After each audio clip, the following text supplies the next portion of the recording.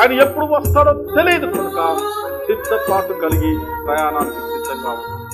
Way to heaven. దావీదు రచించిన కీర్తన 18వ అధ్యాయం 20వ వచనం చూద్దాం. ఈ వారంలో నా నీతిని బట్టి యెహోవా నాకు ప్రతిఫలం ఇచ్చెను, నా నిర్దోషత్వమును బట్టి నాకు ప్రతిఫలం ఇచ్చెను. ఇక్కడ దావీదు అంటాడు, according to my righteousness the lord rewarded me. ఏంటి? నా నీతిని బట్టి యెహోవా నాకు ప్రతిఫలం. అంటే యెహోవా యొద్ద నుండి ప్రతిఫలం దేన్ని బట్టి వస్తుంది? చర్చికి రావటం వలన రాదు, మనం ఉపవాసాలు ఉండటం వలన రాదు, ఏదేదో భక్తితో కూడినటువంటి అనేకమైన పనుల వలన రాదు. మనం ఇవన్నీ దేనికి చేస్తామంటే దేవుణ్ణి ప్రేమిస్తాం కాబట్టి ఆయన్ని ఆరాధిస్తాం, ఆయన నామాన్ని కొలుస్తాం, ఆయన ధ్యానం చేస్తాం, ఆయన ప్రసన్నుడవుతాడు. కానీ దేవుని దగ్గర నుంచి రివార్డ్ ఎలా వస్తుంది అంటే దావీదు ఇక్కడ అంటున్నాడు, నా నీతిని బట్టి దేవుడు నాకు ప్రతిఫలం ఇచ్చెను. ఏం ప్రతిఫలం కోరుకుంటున్నారు ఇవాళ? ఏం ఆశిస్తున్నారు దేవుడి దగ్గర నుంచి? ఏం కావాలనుకుంటున్నారు? అనేక మంది మనందరం చాలా అడుగుతాం దేవుణ్ణి, అవునా?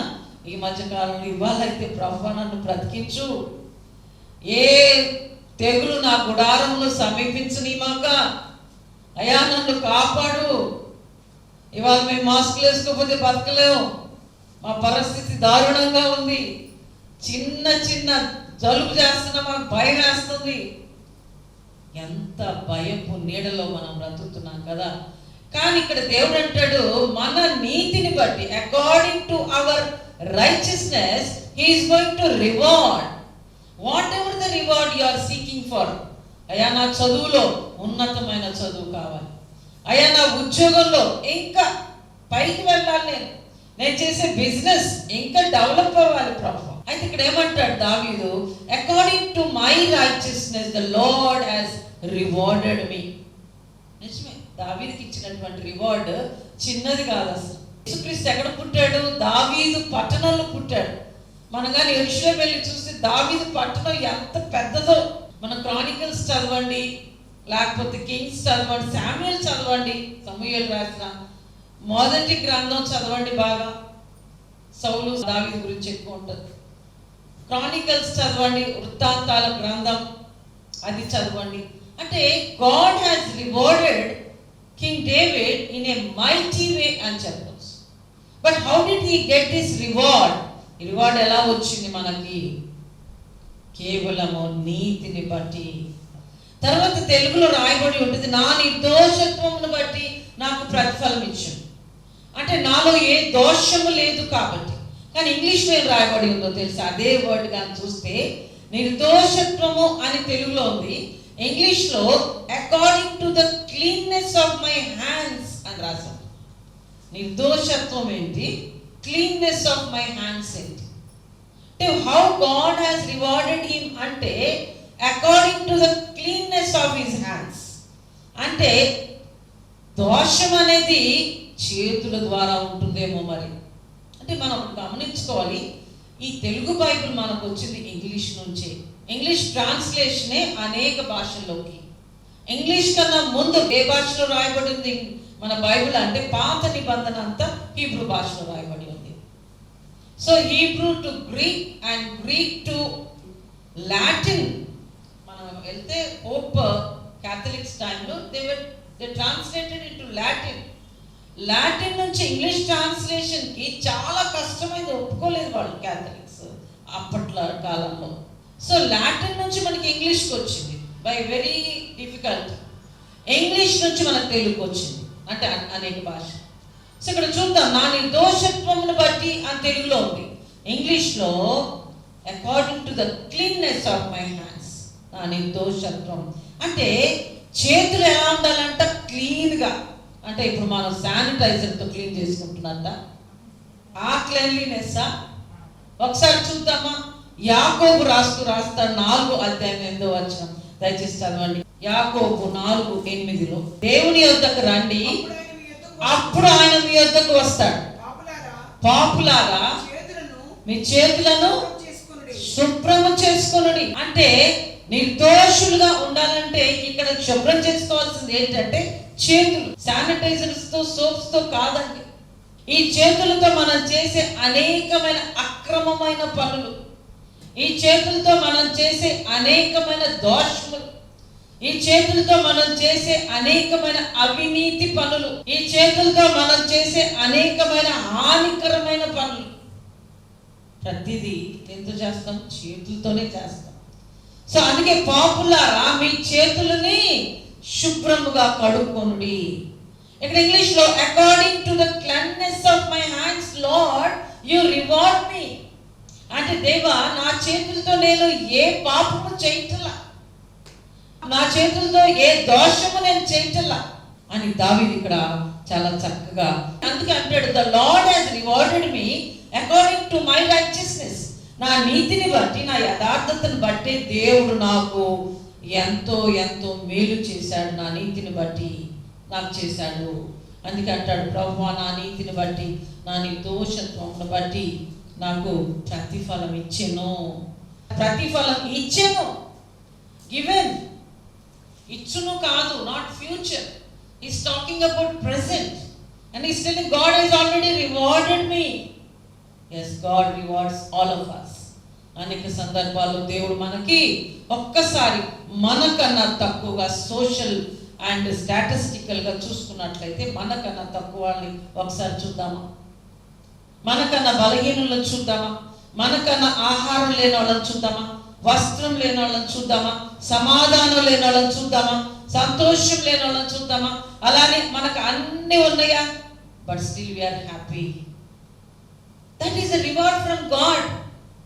అనేక సందర్భాల్లో మనసులో కలత, అసమాధానం, మరి ఏదో బాధ ఉన్నప్పటికీ మనకున్న ఒకే ఒక అభయం, వెంటనే మనకి ఏం థాట్ వస్తుందో తెలుసా? దేవుడు ఉన్నాడు నాకు. That is what David felt at every incident of his backness. అంటే తను ఎప్పుడైతే వెనకబడుతున్నాడో, ఎప్పుడైతే కుంగిపోతున్నాడో, తనకున్నటువంటి ధైర్యం ఏం తెలుసు?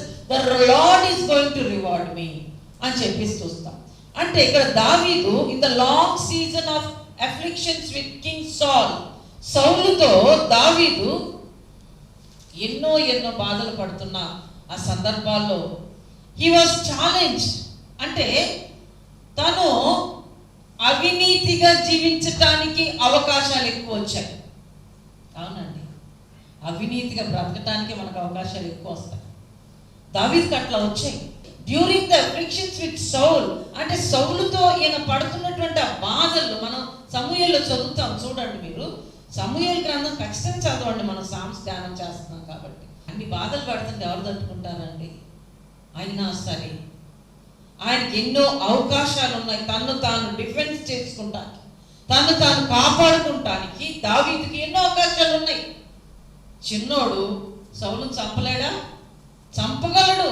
కానీ ఇక్కడ అంటాడు చూడు, నా నిర్దోషత్వమును బట్టి, but consistently he proved his conduct. ప్రతి నిమిషం ఎక్కడ ఎవరి దగ్గర తన కాండక్ట్ ని ప్రూవ్ చేసుకున్నాడు దావీదు అంటే సౌలు దగ్గర కాదండి, దేవుని దగ్గర. సో మన కాండక్ట్ ని ఎవరి దగ్గర ప్రూవ్ చేసుకోవాలి? దేవుని దగ్గర. ఇక్కడ రాజు అయినటువంటి ఈ సౌలును ఎదుర్కోవడం దావీదుకి పెద్ద కష్టమైన పని కాదు. ఆయన రాజు అయినప్పటికీ, ఈయన చిన్నవాడైనప్పటికీ, but still he wanted to prove his conduct consistently before God, and that is where he was rewarded. అందుకే ఏమంటాడు ఇక్కడ, నా నీతిని బట్టి నాకు ప్రతిఫలం ఇచ్చును. ఏంటి ఆ నీతి అంటే, ప్రతి నిమిషం కూడా తాను ఇదిగో దేవుని దృష్టిలో నేను ఎలా ఉంటున్నా, దేవుని దృష్టిలో నేను ఎలా ఉంటున్నా. ఇక్కడ అందుకే 21వ వచనం చూడండి. ఇక్కడ చూస్తే యెహోవా, చదవండి, యెహోవా మార్గములను నేను అనుసరించుచున్నాను, భక్తిహీనుడనై. చాలండి, ఎంత మంచి మాట. ఎవరి మార్గంలో అనుసరిస్తున్నాడట? యెహోవా మార్గంలో నేను అనుసరిస్తున్నాను. ఇవాళ ఎవరి మార్గంలో అనుసరిస్తున్నారు మీరు? కాబట్టి ఇక్కడ దావీదు అంటాడు, భక్తిహీనుడనై నా దేవుని విడిచిన వాడను కాదు. నేను ఎప్పుడు భక్తి విడవలేదు, భక్తిహీనుడినై దేవుణ్ణి కూడా నేను విడవలేదు. అంటే ఇక్కడ ఏం చూస్తాము? This is not a claim of sinless perfection in David. అంటే నేను ఏ పాపము చేయలేదని అనట్లా దావీదు. ఇక్కడ చాలా జాగ్రత్తగా ఆలోచన చేయాలి. ఇంత చెప్తున్నారమ్మ దావీదు అసలు ఏ పాపం చేయలేదా అంటారేమో. నో, ఇక్కడ this is not a claim of sinless perfection. అంటే నాలో ఏ పాపము లేదు అని కాదు. ఎందుకంటే ఈ సౌలు యొక్క మరణం టైంలో, సౌలు ఇక చనిపోతాడు అన్నటువంటి టైంలో తను ఎన్నో సందర్భాల్లో he went around spiritual and moral compromises. సౌలుతో వస్తున్నటువంటి ఆ తిరుగుబాటు సమయాల్లో ఆత్మీయంగాను నైతికంగాను ఎన్నో సందర్భాల్లో అక్కడ కాంప్రమైజ్ అవుతూ వచ్చాడు. ఎందుకు? యెహోవా మార్గంలో నేను విడిచిపెట్టకూడదు. ఏది చేసినా ఎవరికి అవమానం, ఏది చేసినా ఎవరు దుఃఖపడతారు, నేను ఏది చేసినా ఎవరికి కన్నీరు, మీ దోషములను బట్టి మీ అపరాధములను బట్టి మీరు చచ్చిన వారై ఉండగా యేసుక్రీస్తుతో కూడా మనం లేపబడటానికి తన ఏకైక కుమారుడిని లోకానికి పంపించాడు దేవుడు. అందుకే ఇక్కడ దావీదు all the time he's trying to be spiritually and morally compromising. లేదు, వస్తుంది ఆవేశం, వస్తుంది బాధ, వస్తుంది చింతన. నో, ద వెరీ సెకండ్ ఏమవుతుంది మనకి? దేవుళ్ళు ఉన్న బిడ్డలకు ఉన్నటువంటి ఉండాల్సినటువంటిది ఏంటి తెలుసా? నో, తగ్గించుకుంటా, నన్ను నేను తగ్గించుకుంటా, నా ఆవేశాన్ని తగ్గించుకుంటా, నాకున్నటువంటి ఈ తొందరపాటుతనాన్ని నేను తగ్గించుకుంటా. ప్రతి నిమిషం కూడా నా నీతి, నా యథార్థత, అంతే. ఈ రెండిట్లో నేను ఫెయిల్ అవ్వకూడదు. దావీదు యొక్క ఉద్దేశం అదనమాట. అందుకే అంటాడు, అయ్యా భక్తిహీనుడనై నేను దేవుని విడిచిన వాడను కాదు. దేవుణ్ణి విడిచిపెడుతున్నారేమో, జాగ్రత్త. సో ఈ టైంలో భక్తిహీనుడనై దేవుణ్ణి విడిచొద్దంటే ఎవరు? భక్తిని విడవద్దు, దేవుణ్ణి కూడా విడవద్దు. ఇక్కడ in despite of his troubles, ఆయన ఈ పరీక్షలో తను ఎదుర్కొంటున్నటువంటి ఆ పరీక్షల సమయంలో ఆయన ఎక్కడ కూడా ఫెయిల్ అవ్వలేదు. ఒకవేళ ఇక్కడ ఫెయిల్ అవుతున్నాడు రాజు దగ్గర, దేవుని దగ్గర ఫెయిల్ అవ్వట్ల. రాజు చేత చిత్రహింసలు పడుతున్నాడు, రాజు చేత అనేకమైన మరణకరమైనటువంటి బాధలు పడుతున్నాడు. దేవుని దగ్గర మాత్రం సంతోషంగా ఉంటున్నాడు. ఎందుకు? భక్తి విడిచిపెట్టటల్లా. ఇవాళ అనేక మంది కష్టాలు సంభవించడంలోనే, బాధలు సంభవించడంలోనే, ఇబ్బందులు రాగులోనే భక్తిని విడిచిపెడతారు. ఇక్కడ మనం కానీ ఈ కీర్తనలు, ఈ ఇప్పుడు చదువుతున్న ఈ కీర్తనలు కానీ చూస్తే, సమూయేలు రాసిన 2వ గ్రంథం 22వ అధ్యాయం చూడండి. సేమ్ కీర్తన మనకు అక్కడ కనిపిస్తుంది. సేమ్ కీర్తన కొద్దిగా వేరియేషన్స్ తో, అటు ఇటుగా కొద్దిగా మార్పులతో మనం చూస్తాం. సమూయేలు రాసినటువంటి 2వ గ్రంథం 22వ అధ్యాయం 1వ వచనం చదవండి. యెహోవా తన్ను సౌలు చేతిలో నుండి, తన శత్రువుల చేతిలో నుండి తప్పించిన దినమున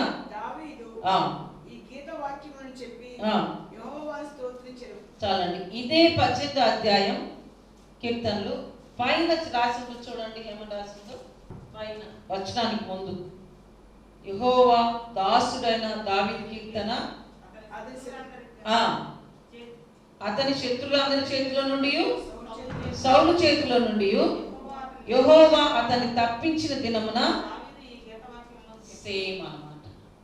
మీరు ఇంటికి వెళ్ళి చదువుకోండి. యెహోవా నా శైలము, నా కోట, తర్వాత కీర్తనీయుడైన యెహోవాకు నేను మొరపెట్టి తిని, నా శ్రమలో, ఆ రోజును చూస్తాం. నా శ్రమలో నేను 7వ వచనం, యెహోవాకు మొరపెట్టి తిని, నా దేవుని ప్రార్థన చేసి తిని, ఆయన తన ఆలయంలో నుండి ఆలకించెను. 8 చూస్తాం, భూమి కంపించెను, పరమండలం. సేమ్, ఆల్మోస్ట్ కొద్ది వేరియేషన్స్ తో రాసినటువంటి ఈ కీర్తన, ఈ దావీదు కీర్తన 18వ అధ్యాయం, అలాగే 22వ అధ్యాయం. ఇప్పుడు 22వ వచనం చూద్దాం. 18, 22 కీర్తనలు. ఆయన న్యాయ విధులన్నిటినీ నేను లక్ష్య పెట్టుచున్నాను, ఆయన కట్టడలను. మొదటి వచనంలో అంటాడు, అయ్యా నా నీతిని బట్టి నాకు ప్రతిఫలం ఇవ్వు, నా నిర్దోషత్వం బట్టి నాకు ప్రతిఫలం ఇవ్వు, నేను యెహోవా యొక్క తర్వాత యెహోవా మార్గములను నీ మార్గంలో నేను విడిచిపెట్టలా. అయ్యా నేను భక్తిహీనుడనై నిన్ను నేను విడిచిపెట్టలా. నీ న్యాయ విధులను నేను లక్ష్య పెట్టుచున్నా. అంటే ఇక్కడ మనం చూస్తే దావీదు ధర్మశాస్త్రం అంతా తెలుసు. ఈ ఫస్ట్ 5 బుక్స్ ఉంటాయి చూసారా బైబిల్లో, కాండాలు అంటాం మనం. కాండాలు, పెంటా టచ్ అంటారు ఇంగ్లీష్లో. పెంటా అంటే 5, తొరహ అంటారు. అంటే అక్కడ ఈ 5 కాండాల్లో మనం కానీ హీబ్రూ బైబిల్ చూస్తే ఈ తొరహ ఉంటుంది వాళ్ళకి బాగా. అంటే ఈ కట్టడలన్నీ ఉంటాయి. లేవి గ్రంథం చదువు, లేవి కాండం చదవండి, అన్నీ ఎవరు ఏం చేయాలి ఏం చేయకూడదు అన్నీ ఉంటాయి. సో దావీదు అంటాడు, ఆ న్యాయ విధులు నేను లక్ష్య పెడుతున్నాను, కట్టడలను నేను తీసివేయను. అంటే హీ నోస్ ద కంప్లీట్ లా. అంటే ధర్మశాస్త్రం అంతా కూడా తెలుసు. ఇవాళ కరెక్ట్గా క్రైస్తవుల్ని పరలోక ప్రార్థన వచ్చా అంటే ఎంతమంది చేయగలరు? 10 ఆజ్ఞలు మీరు చెప్పగలరా అంటే ఎంతమంది చెప్పగలరు? జాగ్రత్త, దేవుళ్ళు జీవించడం అంటే మాటలు కాదండి. కీర్తనల గ్రంథం 23వ అధ్యాయం చెప్పండి అంటే ఎంతమంది చెప్పగలరు? యెహోవా నా కాపరి, నాకు లేమి కలగదు, పచ్చిక గల చోట్ల ఆయన నా పరుండ చేయుచున్నాడు, శాంతికరమైన జలముల యొద్ద ఆయన నడిపించుచున్నాడు. గాఢాంధకారపు లోయలో నేను సంచరించినను, ఏ అపాయమునకు నేను భయపడను, నీ దుడ్డు కర్రయు నీ దండమును నన్ను ఆదరించును. ఈ వచనాలన్నీ కూడా ఎంతమంది చెప్పగలరు? ఇక్కడ దావీదు అంటాడు, నీ కట్టడలను నేను తోసివేయటను. జాగ్రత్త దేవుని బిడ్డలారా, బైబిల్ వచనాలు మన నోట్లో ఉండాలి. ఇంగ్లీష్లో అంటాడు, lord I have kept the ways of the lord and I have not wickedly dependent from my God. నా దేవుని నుంచి నేను ఎప్పుడు విడిచిన వాడను కాదు. అంటే ఇక్కడ ఎట్లా అండి దావీదు నిర్దోషత్వం గురించి మాట్లాడతాడు, నేను భక్తిహీనుడని కాదంటాడు. కామెంటరీస్, బైబిల్ కామెంటరీస్ అంటారు, హౌ ఆయన ఈ కీర్తనలు మనం ఇందాక చదివాం చూడండి, అదంతా కూడా బిఫోర్ బెత్షెబా, ఆఫ్టర్ బెత్షెబా. ఇక్కడ దావీదు మాట్లాడేది బిఫోర్ బెత్షెబా. మనందరికీ తెలుసు బెత్షెబాతో దావీదుకు ఉన్నటువంటి ఆ రిలేషన్. ఒక మాటలో చెప్పాలంటే అదొక కుంభకోణం.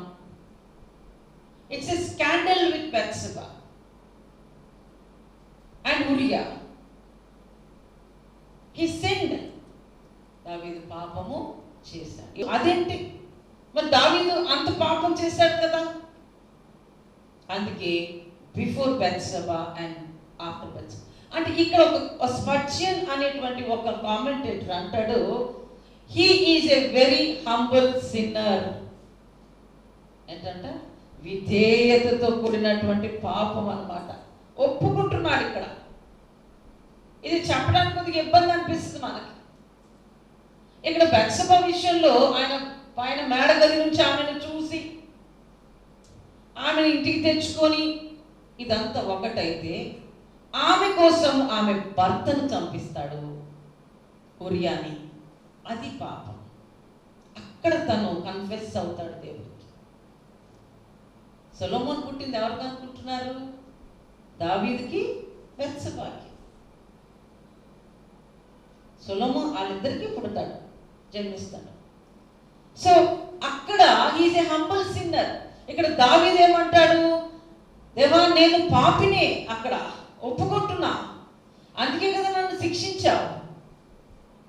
అందుకే కదా మొదటి కుమారుడిని దావీదు బెత్షెబాకు పుట్టిన మొదటి కుమారుడిని చంపేస్తాడు దేవుడే. మొదటి కుమారుడు తర్వాత సొలొమోన్ పుడతాడు. వాళ్ళిద్దరు ఆమెను వివాహం చేసుకుంటాడు.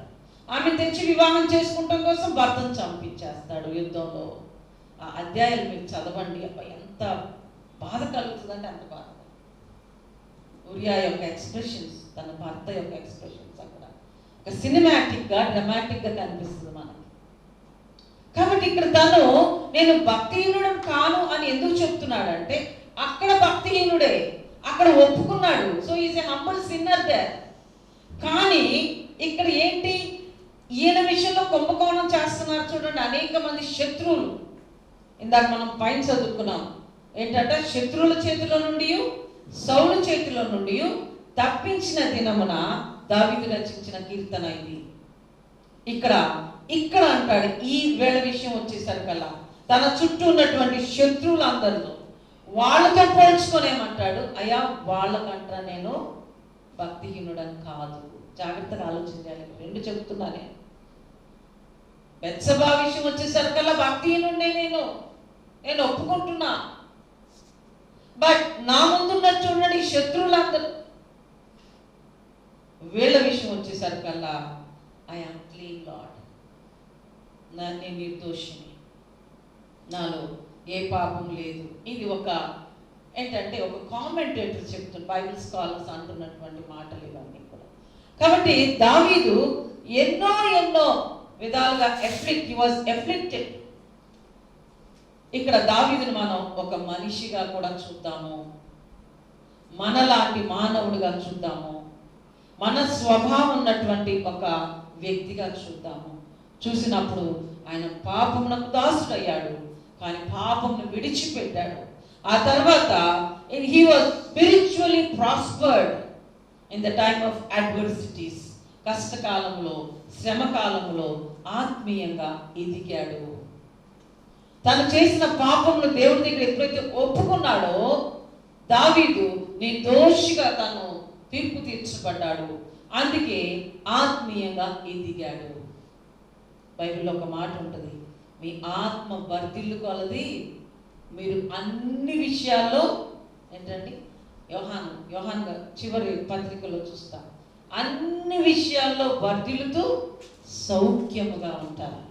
సో ఇదే కాలంలో దేవుడు మనతో మాట్లాడుతున్న మాట ఏంటో తెలుసు, ఆత్మీయంగా మనము ఎదగాలి. Even at the time of adversities, కష్టం వచ్చినా సరే, బాధలు వచ్చినా సరే, ఆత్మీయ జీవితం మాత్రం కుంటుపడకూడదు, ఆత్మీయంగా వనకకూడదు, వెనకకూడదు, ఆత్మ వర్ధిల్లుతూ ఉండాలి. అప్పుడు అన్ని విషయాల్లో, కుటుంబ విషయంలో, జాబ్స్, స్టడీస్, ఆరోగ్యం, అన్ని విషయాల్లో వర్ధిల్లుతూ మీరు సౌఖ్యముగా ఉంటారు అన్న విషయాన్ని ఉదయకాలంలో మనం జ్ఞాపకం చేసుకుంటూ దావీదు ఇక్కడ తను చెప్పినటువంటి మాటలను బట్టి ఆయన న్యాయ విధులన్నీ అనుసరిస్తున్నటువంటి వ్యక్తుడుగా, తను చేసినటువంటి పాపములను దేవుని దగ్గర ఒప్పుకొని క్షమాపణ పొందిన వ్యక్తిగా, ఆ తర్వాత తన నిర్దోషత్వంతోనూ, తన నీతితోనూ, తన భక్తితోనూ దేవుని అనుసరించిన వ్యక్తిగా, ఆత్మీయంగా తను అభివృద్ధి చెందుతూ, భౌతికంగా కూడా ఒక గొప్ప ఉన్నతమైన వ్యక్తిగా దావీదును ఈ ఉదయకాలంలో మనం చూస్తున్నాం దేవుని బిడ్డ. కాబట్టి మనము కూడా శ్రమకాలంలో, కష్టకాలంలో, during the time of adversities, అంటే శ్రమకాలంలో, కష్టకాలంలో, ఇబ్బందులు వచ్చినప్పుడు ఏమాత్రం మన దేవుడు అంట కొనకడు, నిద్రపోడట. మనము కూడా కొనకకుండా, వెనకకుండా, భయపడకుండా ఈ ఆత్మీయ జీవితం జాగ్రత్తగా కాపాడుకుందాం. ఎప్పుడైతే ఈ ఆత్మీయ జీవితం స్థిరంగా ఉంటుందో ఈ భౌతికమైనటువంటి జీవితానికి ఇక డోకా ఉండదు. అన్ని విషయాల్లో వర్ధిల్లుతూ సౌఖ్యముగా ఉంటాము. దేవుడి మాట దీవించుగాక. ప్రార్థన చేస్తాం. పరిశుద్ధుడా, జీవం కలిగిన యేసయ్య, నీకు వందనం. ఈ కాలంలో ప్రార్థిస్తున్నాం తండ్రి. ఈ వారం అంతా కూడా మమ్మల్ని కాపాడారు, సురక్షితమైన నీ నీడలో భద్రపరిచారు. నిజమే, భయంకరమైన రోజులు మరలా మాకు సంభవిస్తున్నాయి. బయట అంత చీకటి, గాఢ అంధకారం, ప్రభా, ఆహారం, గాలి కలుషితమైపోయింది. ఎట్టి పరిస్థితుల్లో ఉంటున్నామో మీకు తెలుసయ్యా. అలనాడు యోబు ప్రభా, సాతాను తండ్రి యోబును శోధించాలన్నప్పుడు మీరు దాన్ని ఒప్పుకున్నారు. యోబు శోధించబడ్డాడు. అదే సాతాను ఈ రోజున మమ్మల్ని శోధిస్తూ, బాధిస్తూ, అనేక మంది ప్రజల్ని ఇబ్బంది పెడుతూ, భయంతో ఉంటున్నటువంటి రోజుల్లో మేము ఉంటున్నాం. కానీ ప్రభు మీరు మాకు రక్షకుడుగా, దైవముగా, ప్రాణం ఇచ్చినటువంటి కాపరిగా మాకున్నారనే విశ్వాసం మాకుంది తండ్రి. దావీదు ఏ విధంగా ఎన్నో కష్టాలు గుండా వెళ్ళినా తన నీతిని, నిర్దోషత్వాన్ని నిరూపించుకుంటూ వచ్చాడు. అలాగే భక్తిహీనుడై నిన్ను విడిచిపెట్ల. ఎంత పాపము చేశాడో అంతగా మీ దగ్గర తండ్రి విధేయుడై ప్రభువా లోబడి మీ దగ్గర తను తాను రుజువు చేసుకున్నాడు. ఈ మంచి మాటలు ఉదయకాలంలో ఒక జీవపు ఊటలుగా మాకు ఇస్తున్నందుకు స్తోత్రాలు. సంఘంలో ప్రతి బిడ్డ సురక్షితంగా ఉంచండి. ఎటువంటి ఈ తెగులు ఏ గుడారము సమర్పించుకున్నా నీ రక్తపు ప్రోక్షణలో ప్రతి గుడారపు తలుపు మీద మీ రక్తాన్ని ప్రోక్షించి ప్రభు చీకటి మా గృహాలను దాటి వెళ్ళున్నట్లు సహాయం చేయండి. నీ నీడ మాకు అవసరం తండ్రి. మేము అందులోనే బ్రతుకుతున్నాం. సహాయం చేయమని ఆరాధన ఆది అంత వరకు మీరు ఉండండి.